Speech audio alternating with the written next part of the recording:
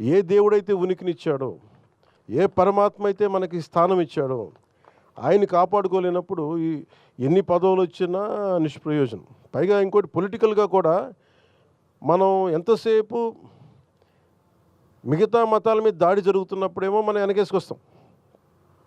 హిందూ ధర్మం మీద దాడి జరుగుతున్నప్పుడు ఒకళ్ళు మాట్లాడరు, ఎందుకంటే ఓట్లు పోతాయని.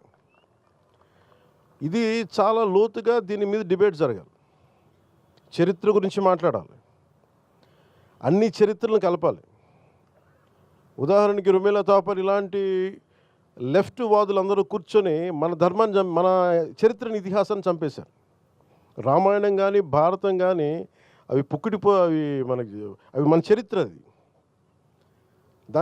దానికి దానికి ఆర్కియలాజికల్ ఇది ఉంటుంది. ఇవన్నీ కాకుండా ఏదో నేను చదువుతామని చాలా గొప్ప ఆశ్చర్యంగా అనిపించింది. మన కురుక్షేత్ర యుద్ధం ఎప్పుడు జరిగింది? It can be proven by astrological time line.